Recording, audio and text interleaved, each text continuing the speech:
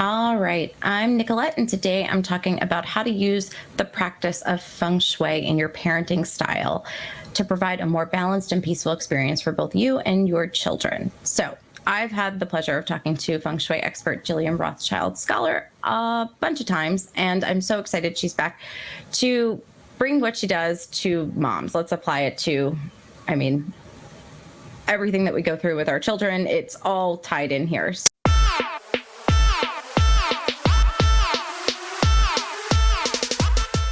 Thank you, Jillian. I so appreciate you coming on to talk to us today. Thank you for having me. I love chatting with you. I always have a good time talking to you, so I'm super happy that you asked me back. Thank you. All right, so moms go through a lot of different stages as their children grow, and then everything comes with a new challenge. And, I personally feel like every day I'm just trying to keep it together. And I'm sure I'm not alone. So, we've previously chatted on the Insomnia Show about incorporating Feng Shui into our lives to kind of, achieve success. And then most recently we talked about our birth charts and our horoscopes and stuff like that. So that was fun. But now, how do we kind of apply this to parenting? Have you ever worked with parents who are trying to incorporate this into their lives? Absolutely. The work that I do, I feel like I work with all kinds of issues in the human experience. So I work with families, I work with single parents, divorced parents, business owners. I feel like I work with sort of the gamut of the kinds of things people need to deal with. And the first thing that I want to say is, if you're a parent, like, you're amazing. I have so much respect for people who are parents, because I don't have children, actually. And I give you all kudos, because it's not something I'm doing. And you need so much support to continue having the best life that you can, having good relationships with your families. So that all being said, I think it's important, just for people who don't know, for us to talk about what Feng Shui is, so that we can get a little bit of a framework. To me, Feng Shui is a support system for our lives. It's an ancient Chinese art and science that helps us create harmony and balance within an environment. So when we create harmony and balance, it lends support to our lives. And when our lives have support through our physical environment, it's just easier to achieve the things that we want in life, like well-being and abundance and love and happiness and good relationships. And so what that means is that you really have the ability to, I sort of use the word control, but influence how supportive your environment is in creating the life that you want. And then, as a practitioner, when I work with clients, we identify what your goals are and figure out how to align yourself with energy in your space that resonates with you, using the principles of Feng Shui. Okay. All right. So here's my question. Yeah. Is there something, obviously, I think I've heard this before, there's something called bad Feng Shui, right? This is yes. a thing. Okay. So as someone is examining their living space, and I do want to pull up the 8 Mansions toolkit that you shared with me before this episode, because I think it's going to be really helpful. But is there anything that pops out to you as being like, ooh, this is not good? Yes. There's a long list of things that are typically considered not good. And usually people can feel it before they know what the technicalities of it are. So a lot of times my clients will come to me and say, I really feel like something is off. I can't get where I'm going. I'm dealing with obstacles. My relationship with my family isn't what it needs to be. My relationship with my boss isn't what it. We have money problems. We're just sort of running into things. We can't seem to crawl out of it. Maybe we're dealing with a major health issue in the home. And so they can't sort of put their finger on what it is. They can feel it, but they can't identify it. And so with Feng Shui, my teacher said this. She said, sometimes people come to you and they want the whole enchilada with Feng Shui. And sometimes all you get are the nachos. And the nachos are your doors, so when I say doors, I mean like your front door, or like a main door if you use a back door. If your kids are going outside all the time, like maybe you don't use your front door, but you use the interior garage door because you have an attached garage, and your back door, side doors constantly, you have pets that constantly coming and open. So doors that you use a lot. Doors, a kitchen or a stove, main sleeping areas like master bedroom, right. Could be family rooms. Like sometimes people they sleep for a few hours in a room, but they spend like the bulk of their day in the family room. Could be home office. those water features, so pool. So these are some of the nachos, these are the bigger things. So if you're not using a door that is supportive to you, you're bringing in chi that is not helpful. Right. If you are cooking, because actually in Feng Shui, the cooker, the kitchen, the stove is actually an energy activator for wealth and health. And if that's not positioned well, it can, every time you're cooking, and you're cooking for your family all the time, can actually accumulate energy that's not favorable.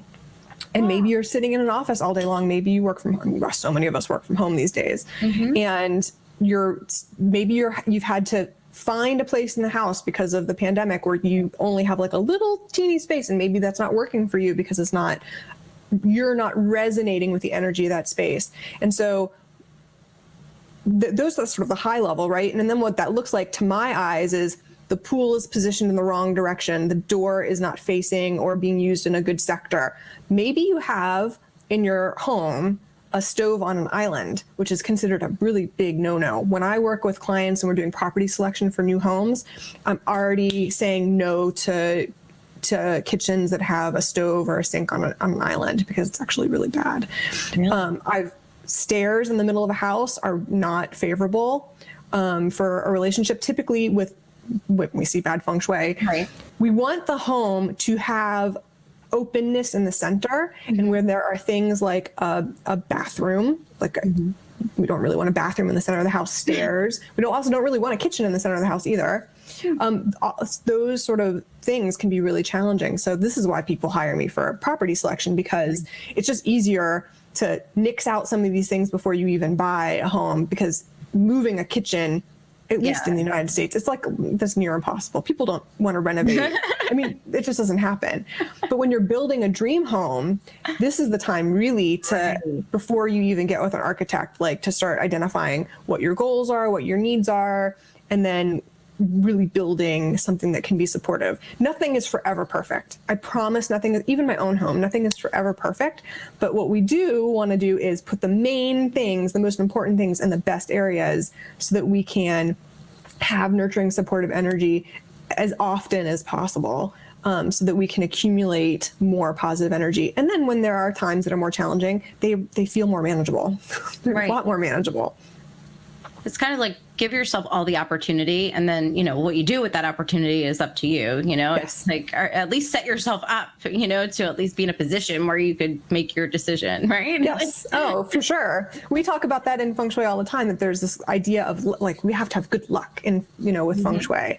And everyone has this idea that good luck is like, oh, I won the lottery, that must be good luck. Or, oh, I was walking down the street and I stepped off the middle of the road before the bus came and slammed into me and I didn't die. Oh, I must have good luck. That's like our idea of luck here in the West. But really in the East, and sort of more Asian perspective of luck is having the preparation when the opportunity comes that you're ready to take it. So what we're doing with Feng Shui is we're increasing the quotient of luck so that you can be prepared, you can do really well and work hard at the things that you do best, that you can express your talents and you can be the best version of yourself. And then when the opportunity is there, you're really ready to take it, because opportunities come all the time. Sometimes we don't see them because we're distracted by another issue. We can't advance in our careers because we have something on our shoulders in another area of our lives. And so the opportunity is there, but we can't. It's like, it just feels like it's out of our reach. Mm-hmm.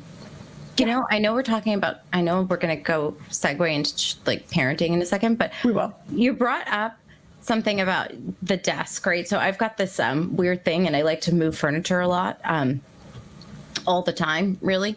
And so I've only lived in this house for 4 months already. I've moved my office around and started doing other things. But I think back to the years that I started working from home in 2015.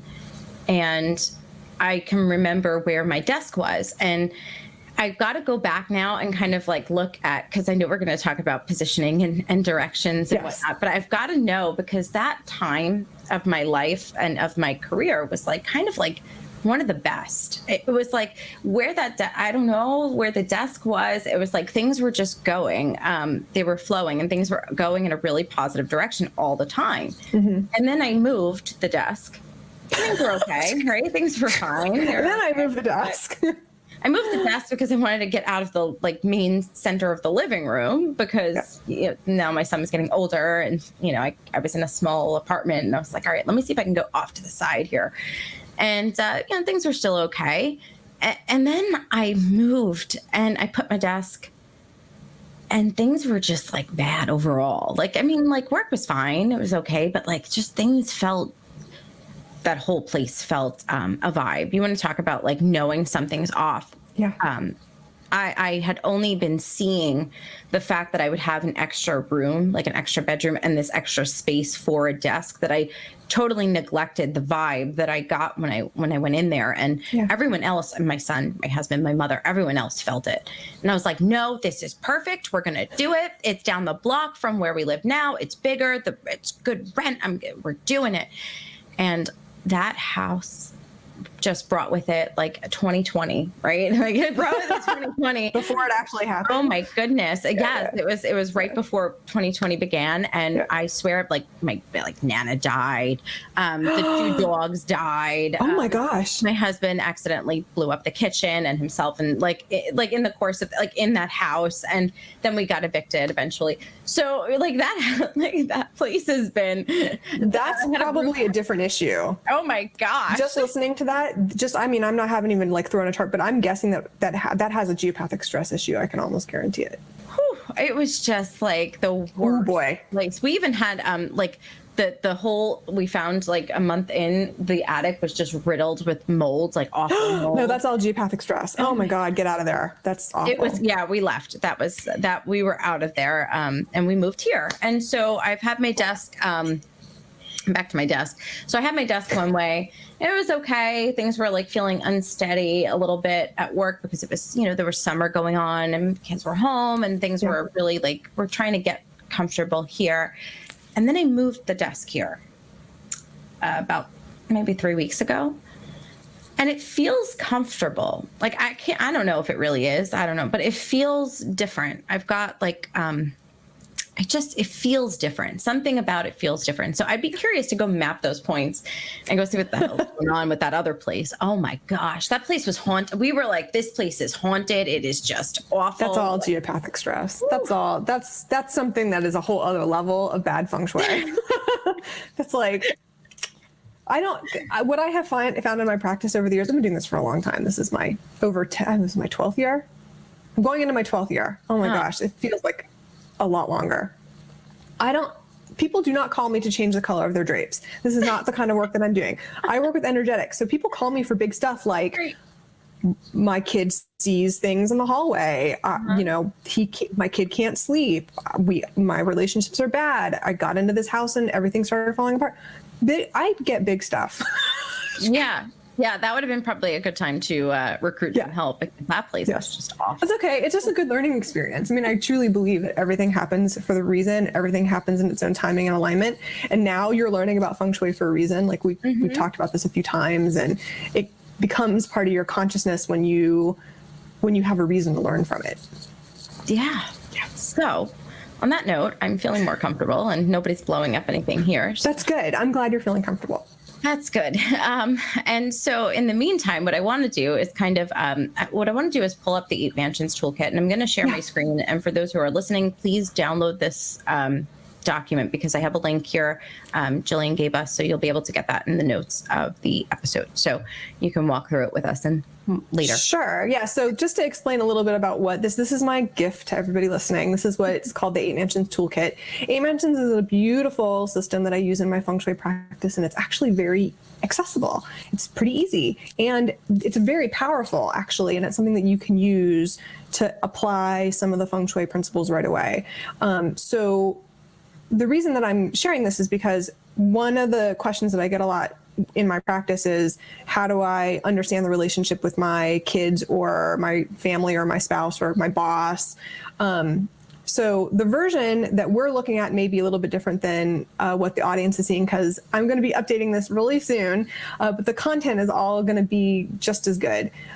So this has a number of pages. I really encourage people to go through it. And the reason that we use the system is because we want to make sure that you have an understanding of your own energy and how you interact with other people. So what essentially we want to do is understand what our own energy is first. So on page 5 of this document, it talks a little bit about the 8-mansion system, what the objective is. This system was originally all about the doors. So as a practitioner, when I say sometimes all you get are the nachos and the doors, when I'm talking about doors, this is one of the systems that I'm using, because if you're using a favorable door, a door that's supportive to you, can be really helpful. So this system essentially breaks people down into 2 groups, either an East Life group or a West Life group. And to identify which group you're in, you can calculate this yourself. There's a formula, but I've actually made it way easier. So the next page of this document, and when you get your kit, you'll be able to find this step by step on how to calculate your life gua.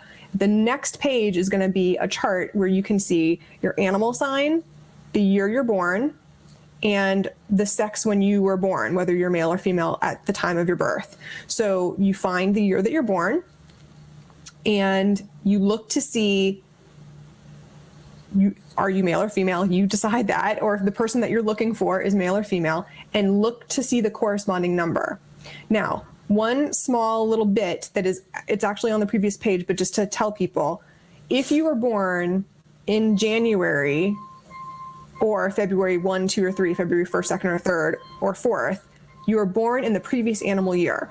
So what that means is that if you were born as a woman January 16th of 1985, you were not born in an ox year.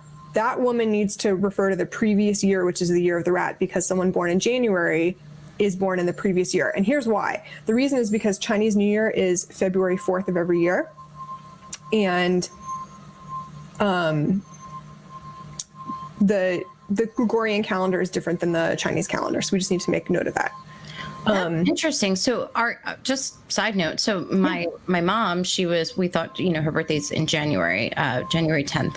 So she's always thought that we were all dragons together. But technically she's not, because she would be technically she's not. Right. She was born in the previous year. Interesting. Right. We've had it wrong our whole lives. Okay. Well, that's just the year, right? So there's also, now we're going into a little bit of the 4 pillars of destiny, which we're not going to get into, but that's only just the year. So for this system, we're only using the year. Then you have a month, a day, and an hour, a time that you were born. Yes, I remember. So this is just a little hot tip for people who it's a small group of people, but there's enough of you that I don't want you to be confused. So make sure that you have the right Guan number. Then you go to the next chart and you see your number. All right. And this next page gives you all kinds of amazing information about your Guan number, the one of the 5 elements that is attributed to your Guan number, and also your favorable directions. So right away you can see if you're an East Life group person or a West Life group person. So East Life group is Guas 3, 4, 1, and 9, and West Life group people are Guas 6, 2, 8, and 7. And the word Gua just means mansion or house. So it's like your body is your own palace, if you will. So it's your energy. And then as you go down in that chart, you can see the directions that are most favorable for you. Then below that, there's these little grid boxes. They also give your unfavorable directions as well. So you can identify pretty quickly the ones that are colored is good stuff. The ones that are gray are not good stuff. And it also tells you in the chart. So this is extremely powerful. I mean, I really, really simplified it just for the purposes of this conversation. The next thing that you can do is sort of go, oh, I am a Gua 4 person, which is a wood element. And my father is a Gua 1 person. So I really feel like my father is a resource for me. I feel really nurtured by my father. Mm-hmm. My father gives me money. That's one aspect of the relationship. If you, for example, are a Gua 2 person, mm-hmm. man, maybe you're the mom and you're a Gua 2 person, and your child is a Gua 3 person, you may feel a little bit controlled by your child. And that has to do with the relationship of the 5 elements. So the 5 elements are water, wood, fire, earth, and metal. Mm-hmm. And they all have a relationship, whether they produce each other. So water produces wood, wood produces fire, fire produces earth earth produces metal and metal produces water. So they run in that productive cycle. And there's also a controlling cycle, right? So the reason that I say that wood controls earth is because if you think about earth and you think about the grass, the grass is actually going to pop right through that earth. I live in the desert, and when it rains and there's stuff going to grow, it's going to pop through the earth and it's going to break up that earth as much as it can. So it can really, really control the earth when it's in good condition. So that's one of the relationships. Another relationship is, just as another example, a wood person would be controlled by metal. So if we're using grass as an analogy, you get the lawnmower and you cut your grass, and that's metal cutting grass, metal cutting wood. What controls fire? You're going to put out the fire with water. You're going to dump fire. And this sort of goes on with all the 5 elements that you can use those as a relationship. So fire forges metal, it melts metal. So metal is ore that is out of the ground and has to be forged in order to be made into useful tools. So it can really be controlled. So if you're a metal person, maybe you're a Gua 7 metal parent, like a metal, and you're the mom, and your child is a Gua 9, your child really may feel like they've got the upper hand. And you might feel like it too. And I see this a lot of times with single parents, because sometimes a single parent will say to me, I can control my kid, but my ex can't. And I feel like I've got it all on my shoulders. Right. And that's because you're the parent that in this Gua relationship, you can control the child, and the ex really can't. They just don't have control over the child. And so this is a great way to see relationships and help you understand how to use directions that are favorable for you, understand the relationships with the people that are most important. So your spouse, your children, your own parents, your boss, your coworkers, people around you. I used to work at a big company, and I kept the birthday list on my team. And I knew exactly what everyone's information was. And I very politely made it work for me. I knew exactly how my boss behaved, and I knew exactly how to talk to that person. And it made the relationship better for everybody. It doesn't have to be malicious in order for it to be effective. Right. That's true. That's true.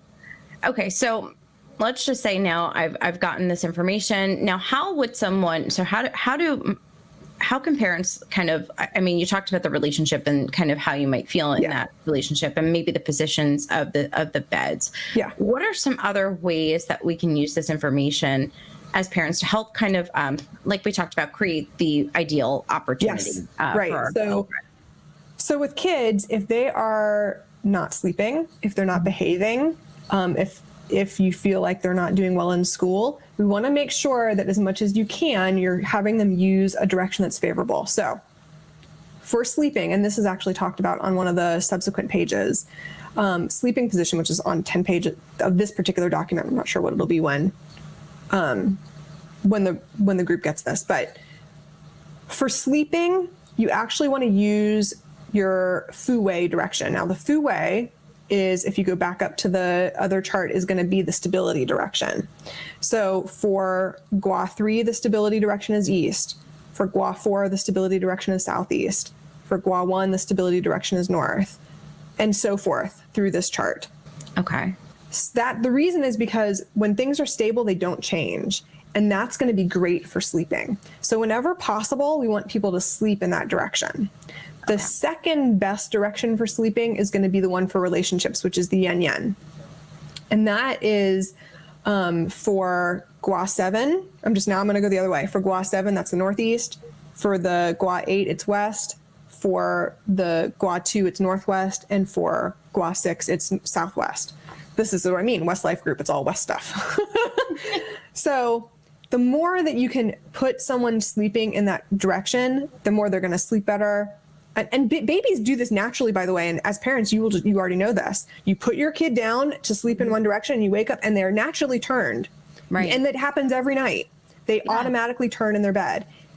And not even just babies, but even some small children they just turn. So if you just take that as a cue and just turn their bed, they're more likely to sleep better. Oh my goodness. You want to know something? My son, his bed is facing, well, let's just say it's facing in this direction. Every night, he is sleeping sideways in the bed Just change his with bed. his head up to the wall instead of the backboard. And I'm like, so then I like fix him. I'm like, all right, why are you doing that? But now maybe he's doing it because that's what he's naturally feeling is Naturally, and you can check. So there's a few things, right? Check this on the chart, see if it's accurate. Right. The way to do it is go, well, how do you know what direction you're using, right? So the thing that you would do is you would get your mobile device, and almost all mobile devices have a compass app on their phone, right? So the way that you use this is you lay it flat, and there's little crosshairs, and you point, and what it's pointing toward, what it's looking at is the direction. okay. So I've got it. Yeah, it might not work so great right in front of your computer because there's a lot of EMFs and metal stuff going on. But if you're looking at a door, you go that way, you're going to get a very accurate direction. This is accurate to a few degrees. I mean, this is not what I use in my practice, but for this purpose, it works just fine. Okay, you want to know what's creepy? You want to know what's really creepy? The direction based on, so like he's behind me and his bedroom is behind me. I'm just like estimating it, right? Yeah. It's guesstimating. It's about, because he's a southeast instability. And Okay. that's about southeast where his head ends up every night, which is really giving me goosebumps right now. And I've got him just purely south, right? And he always like just curves, like he just goes toward the east. Okay. Interesting. Yeah, I mean, there's other layers to what we do with Feng Shui, and one of them is flying stars, and that's something that I talk about for Chinese New Year every year because everyone wants to know where the flying stars, the good flying stars are and the negative flying stars are. That's another layer of energy this is something that I do as a practitioner as I add on to this. But this is generally very safe for people to use. So with my clients, depending on what they've got going on year to year in their 4 pillars of destiny chart, which we have talked about before, or a particular situation that they've got going on, I will sometimes tweak this with some advanced formulas because also one thing I hear is, oh my God, I'm a Gua 9 and my spouse is a Gua 6 and what do we do now? One's East Life group and one's West Life group, and they get really nervous. We sleep opposite sides of the bed. And sometimes if people are in a dire situation, you'd be amazed at what I can get people to do. And sleeping opposite sometimes is the best thing to do, but that's not so common here in the West. Like in the East, if you tell someone to sleep, they'll sleep wherever. They're like, I don't care. But here, clients are like, what? How could I possibly sleep in a different direction? So what we do is we use an advanced formula and we find something very specific that both people can use. Now, here's the secret, not a secret, but it's sort of a secret, but here's something that's really important. West Life Group. Mm-hmm. There's nothing available in the North. So if you are a West Life Group person, 6, 2, 8, 7 guas, you're not using North for sitting or sleeping. Not favorable. There's not even anything advanced for me to use in the North. Right. So if you stayed listening to this conversation, you got a bonus. Don't even bother. Don't even bother. So with kids, right, the more we can get them sleeping in a good direction. And then academics, right? We want our kids to do well academically, we want them to be able to focus. So then we want to use the opposite good directions. So now we want to use the Shang Chi, which is the top one on the list, because that's going to be the most vibrant, life-generating chi. It's excellent for work. It's great for us as adults. It's excellent for productivity. It's great for focus. It's really the best overall direction. Because it has the most vibrant energy, it's not good for sleeping. It's very simple. You use that for focus. It's great for academics and study. Also, the other one, which is the Tianyi, which is the second one down on the list. Mm-hmm. That's also great for health and really good for relationships and for focus as well. So for kids, when we're having them sleep, we want them to use their Fu Wei, their stability direction, or their Yen Yen, which is relationship direction. Okay. If we want them to focus on academics, or we want them to work on a project, or maybe they need to practice an instrument, or maybe they are practicing a movement or dance or something like that. If you can get them focusing on a direction that's favorable for them using their Tianyi or their Shang Chi, which is the best for focus, then that's going to be super helpful. And sometimes making one or two it doesn't seem like small change, it can be really impactful, but sometimes making one or two changes like that can be really significant. Wow. That's really interesting, actually. Now I'm starting to think in directions. I've got this compass here and I'm like really like, wow. I'm really starting to think about things. Yeah. Yeah. I was actually thinking about even, when I first moved here, I would sleep on the couch, and that is like my favorable direction here, and I know we're taking it with a loosely, but and it would make me feel safe and comfortable to sleep on the couch when I first moved in, because I just felt very out of whack. It takes me a long time to adjust to a new place.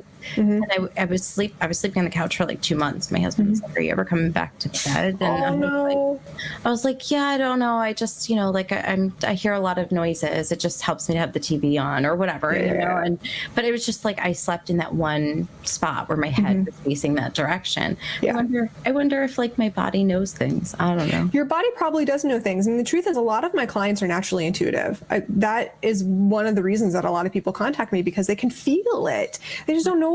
They're like they don't know. And they're like looking for information as to what's going on, what's happening. They want someone they can trust to get some validation or some confirmation, because they've not experienced this before. And so maybe one of the things that might be happening is that you're naturally intuitive and that you needed to do a little bit of self-soothing. And so you're finding an energy spot in the home that you most resonate with. So it could be a direction, and it could also just be a sector. So this is also about a sector of a home. So with Feng Shui, we break down the house into directional sectors. And so maybe you were sleeping in the east. I'm just using this as an example. If that's a stability direction for someone, maybe you're in the east sector of the home and you needed to be in that energy. Another layer of it, like I said, is flying stars. So it could be at that particular time you were avoiding energy that was unfavorable for you in a different part of the house, or maybe that's where it was hanging out, visiting in your master bedroom for that time period, and you were just naturally finding energy that was better for you.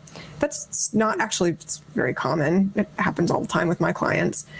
Because flying stars are actually, it's really powerful, and it's another layer of the work that I do.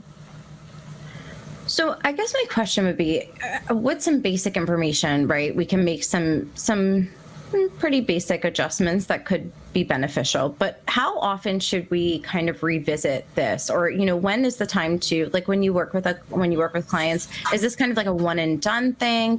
Should they continue to do this? How often do they need to continue to, check in with either, an expert or do some work on their own? So with my clients, it's a regular annual visit at minimum. Okay. People think that it's one and done, and that's actually really a myth. That Feng Shui is not a one-time event. My business is called Feng Shui in Motion because energy is constantly in motion, energy is always moving. And so when we know what the energy is that's visiting, we can adjust for it. So here's an example. As a mom, you might have a mother-in-law, and maybe you don't get along with your mother-in-law, and maybe when your mother-in-law comes to visit, it's very stressful. You have your own energy and she has her own energy, and maybe you guys don't vibe so well together. Maybe you can handle it for like 4 days, but by the 7th day, you just, bless your heart, you just want to rip all of your eyelashes out of your eyes because you just can't take it anymore. Right?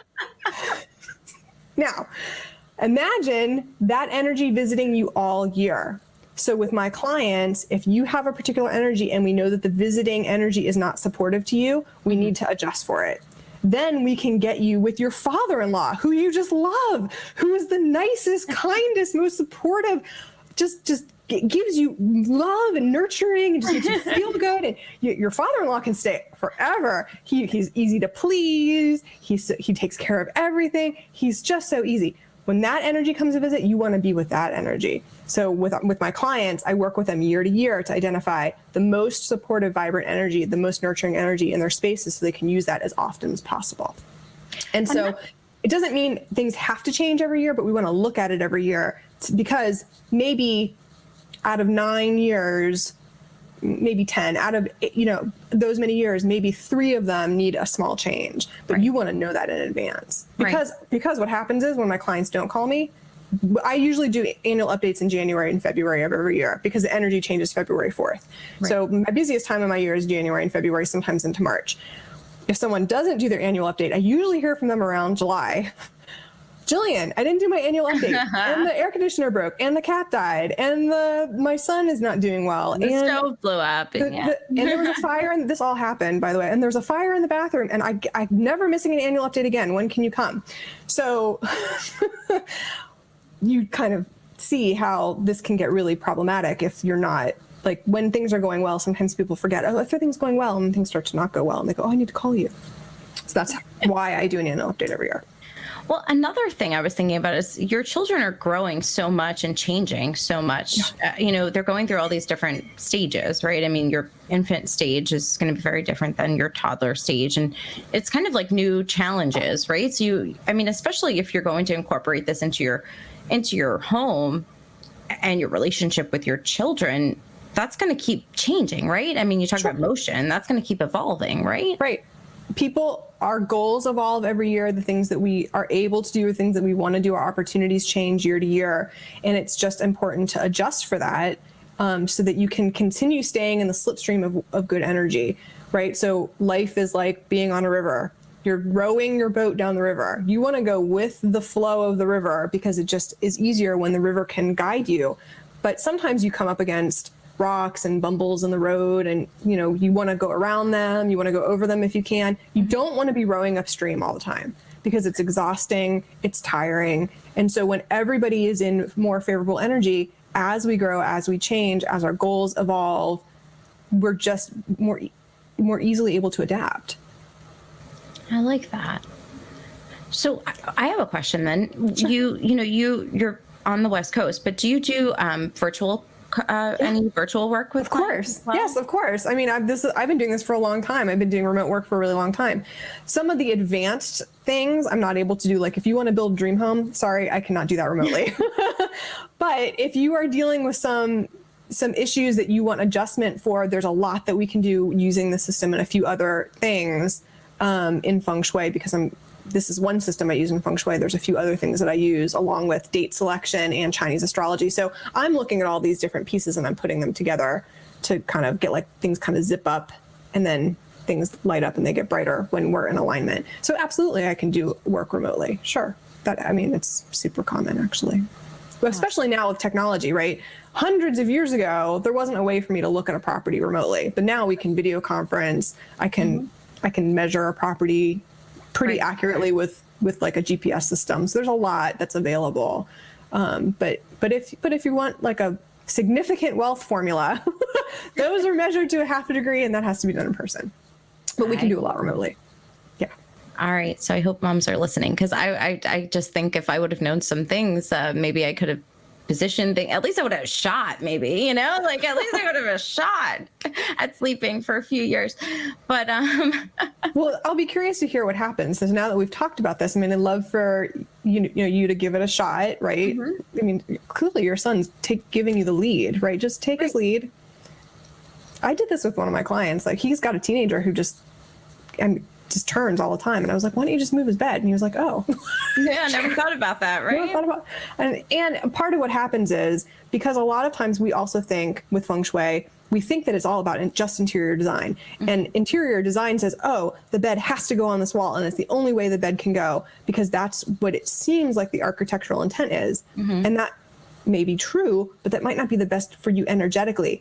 And if you're dealing with a big issue or things are not going your way, what I run into a lot is people just willing to do whatever it takes because they're ambitious, because they want to have a good life, because they want to stop feeling like they're hemorrhaging money, or they just can't, they continue digging themselves into a situation. They need to get out of it. Well, sometimes you have to stop digging, right? Mm-hmm. You've got to stop the bleeding, stop digging in order to be able to get out of it. And sometimes that means making some changes that may not feel convenient. Mm-hmm. And it might even feel a little bit uncomfortable initially. But if things are bad, usually when we get it right, clients get what's called a kick. So it's a little bit like having a rubber band. You stretch a rubber band really, really far, and then it snaps and things start to snap back together, because when the Feng Shui is bad and you get into good energy, all of a sudden you're like, oh, this is what it feels like. And I had this happen with a client. She resisted everything. God bless her. I've talked about her. I talk about her all the time. I love her to pieces. She was so resistant to everything that I said. I was like, okay, here's 10 things you need to do. And she was like, no, I'm not going to do this. No, I'm not going to do that. And I was like, if you just do one thing, please move your bed. Because I mean, her bed was huge. I couldn't move it for her. And that was when I was a lot younger, and I was like, I can move your bed. I can come in and I can rearrange your furniture for you. And I'm not doing that anymore. Please move your bed. So it took her a few days. Finally, she called me 3 days later and she was like, I moved my bed. I've had the best night's sleep that I've had in years in this house. What's next? And sometimes it just takes that little bit to make people feel like they can do it, that this is accessible, that they can have the support that they need and they're willing to do more. It's not always so convenient, but when things are bad, it makes a difference.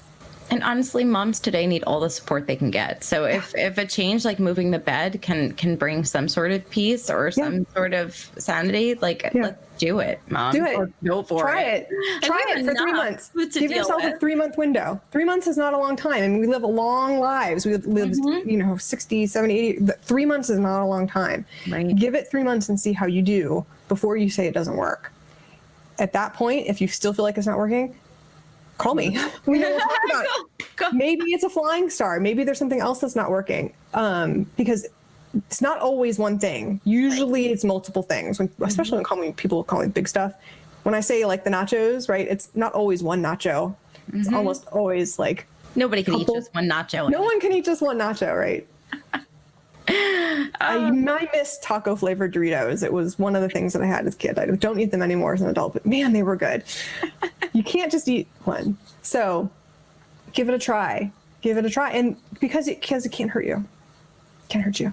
Because you can see that this is a system that's favorable for you. So try it. And let me know. I mean, I'd love to hear from people. Yeah. Find me on social media. I'm on Instagram, on Facebook, I'm on LinkedIn. I mean, I'd love for you to say, hey, I downloaded your toolkit and, I tried this and this is what happened. Good, bad. I'd love to hear it. This toolkit didn't do anything. No. Jillian, no.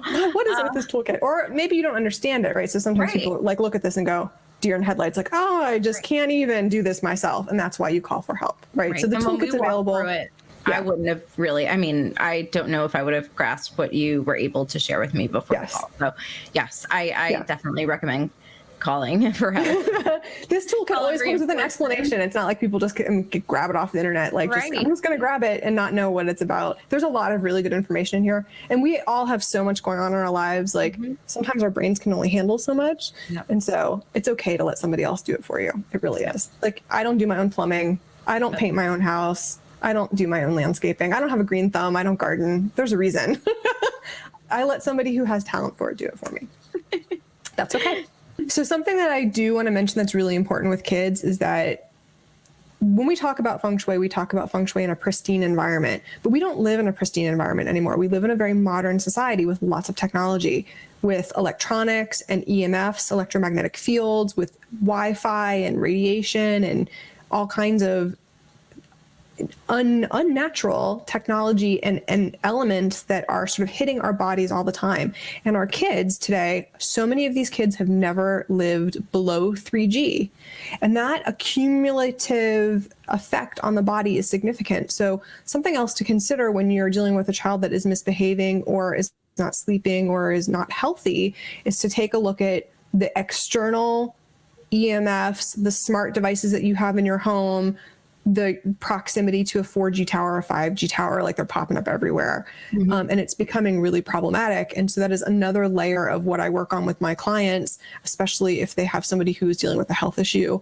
And there's another component too that's called geopathic stress, where the energy underneath the earth can be moving and can be traumatic. Like I mentioned this before when you were talking about your home, but particularly with kids, they're these poor little bodies, right? They're young, they're developing, they're growing, and they're just being hit with all this they're on TVs all the time. They're on their devices all the time. We have Wi-Fi in our homes. Our neighbors have Wi-Fi, and they're just getting hit with it all the time. And they don't really have their little bodies don't have a chance to rejuvenate. And that can also be a modern component to something that needs to be looked at as well. So is that just, does the television kind of play into that as well? Like a traditional television? Yeah, absolutely. I it's really hard for me to get clients to take their TVs out of their bedrooms. I haven't slept in a TV with my bedroom for over almost 20 years. I didn't have a TV in my bedroom as a kid. And when I got married, I was like, why do we need a TV in the bedroom? I don't want to listen to the Jay Leno show when I'm trying to sleep. Like, that's not, I'm blessed Jay Leno back in the day. Like, that tells you how old I am. But I didn't want to watch Saturday Night Live. I just didn't want the TV to be on. Right. And so, like, it became very clear in my relationship that was something that was not going to happen. There was not going to be a TV in the bedroom. And it is a real challenge to get people to take their TV out. But your bedroom really should be a place for you to relax. And you don't need a TV to sleep. If you feel like you need a TV to sleep, then there's something else going on chemically or in your body where it's almost like an addiction, right? Your body really needs rest. People talk about feng shui like your bedroom needs to be a sanctuary. It really does need to be a sanctuary where you are safe and your body can heal, and other fun things happen in the bedroom too. But in general, we really want to sleep. I mean, because if you get a good night's sleep, you can take on the world. Right. But if you're not sleeping, that's really a problem. So TVs, Wi-Fi routers. I don't even charge my phone in my bedroom. In the bedroom, right? I put a charger in the bathroom, and it's I was almost on the other side of the house. And I mean, not everybody feels this way, and I get it.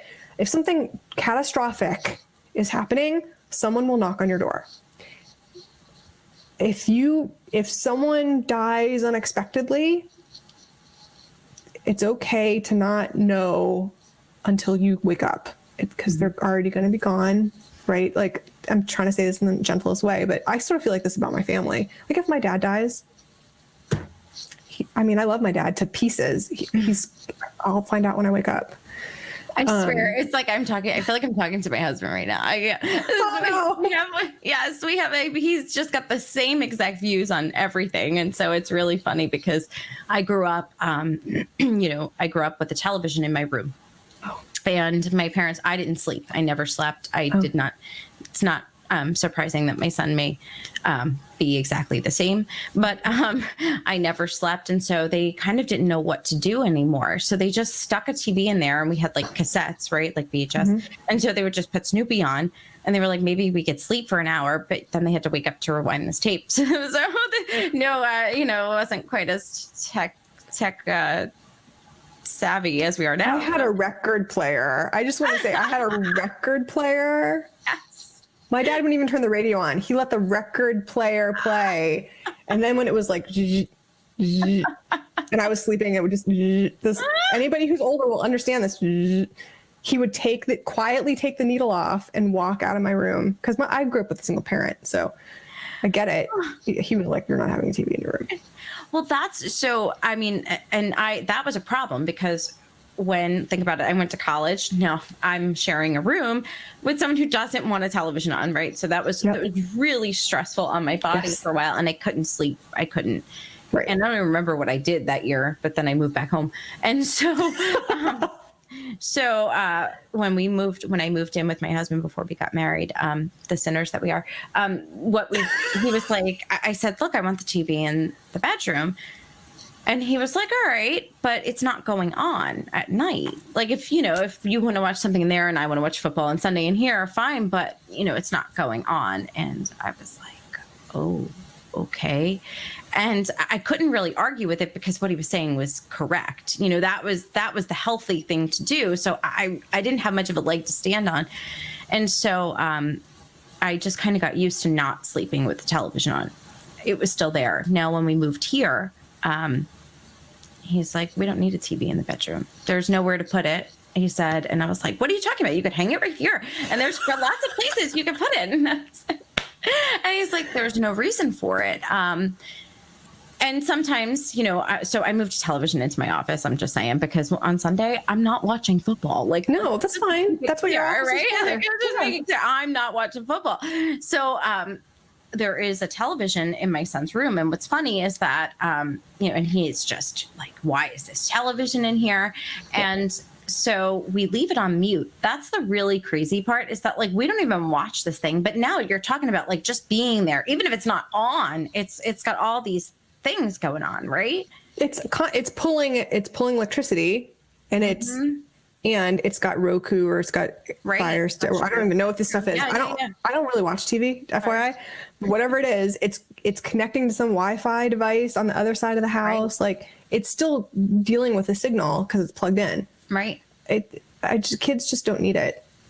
It's just not a need, right? If somebody needs some background noise, get a sound machine. Right. Get a white noise machine. Or maybe a light that kind of like brightens the room in some way that like similar to a television.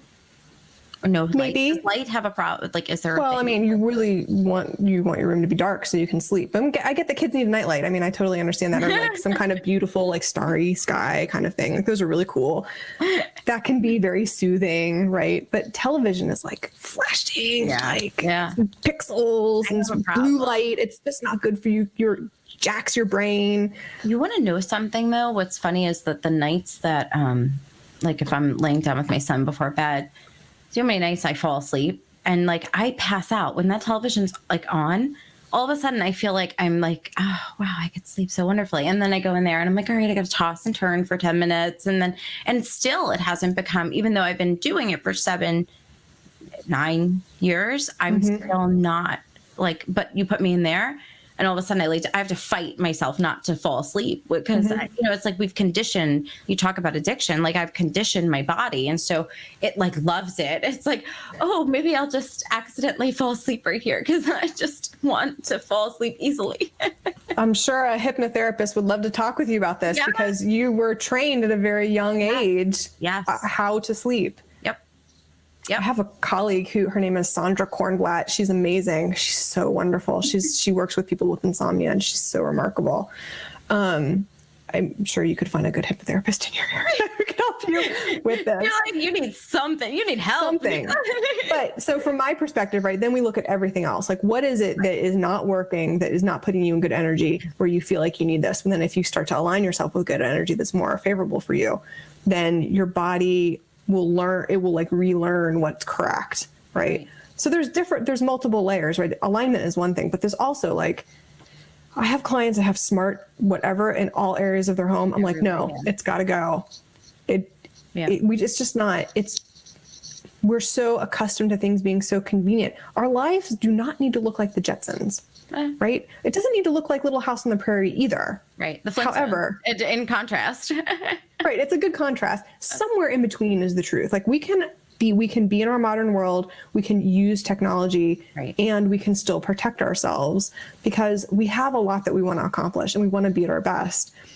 It doesn't mean that we have to or should use everything that's available to us. And I think those are two really easy things that you can tackle even as a parent, just simple like the bed and just removing everything else from the room. Like if things are, and there are behavioral issues, those are two pretty low hanging fruit items that you could grab. You can turn the Wi-Fi router off at night. You actually can. I know people are like, what? Turn the Wi-Fi off. What? And they start to like get the shakes. Like I can't turn my Wi-Fi off. I get it. No, but you can. When things are bad, you can make changes that are not always so convenient, but you can do it. It's okay. When you get up, turn your Wi-Fi back on, water back on, and you're not going to turn your computer on in the middle of the night anyway. You shouldn't be. If you're not sleeping in the middle of the night, you should not be turning your computer on. Don't look at your phone. Don't. Yep. Every now and then, if I can't sleep, my husband's like, did you get up and go do something? No. So that the blue light on my computer can make me wake up? No, I'm not doing that. No. But generally, I sleep really, really well. I mean, there's a lot that's into it. I mean, Feng Shui is a piece of the puzzle, right? The modern technology is the piece of the puzzle. The things that we put in our body, what we eat, how we take care of ourselves, how we deal with our mental and spiritual health. Right. Feng Shui is part of a holistic practice. So all of these pieces are important, but especially for kids, we are there to support them. And as parents, if we can give them an environment where they can be aligned in a more favorable way, things can just get better. Right. They can grow. We can get cooperative behavior. We can communicate with each other. Is everything going to be sunshine and roses all the time? No. It's okay. But you want more good days than not good days. That's right. Yeah. That's right. Yeah. Well, that link is going to be in the description, like we talked about. So grab that. And if you have any questions, don't forget to hit up Jillian. And is there anything else you want to leave us with before you go? Yeah, so by the time we all listen to this, it's likely going to be the year of the tiger. So maybe you made a New Year's resolution in January and things didn't really start kicking in for you until February. And that's because the Chinese New Year starts February 4th. And if you want to know more about what that year means, then check out my blog information, my Instagram feed. I'm talking about Chinese New Year pretty significantly. And if you are somebody who's ambitious and you want to know the right timing to do things, I also offer personal calendars for my clients so that you can know not only what direction to be looking at, but when to take the right action, when you should be working on health and study, when you should be working on relationship issues, when you should be working on getting help from people, when you should be working on wealth development, especially if you are doing things that are of personal or professional significance this year. The timing can be everything. So I just encourage people to check that out as well. Awesome. Thank you so much for joining us today, Jillian. Thank you for having me. Have a good day.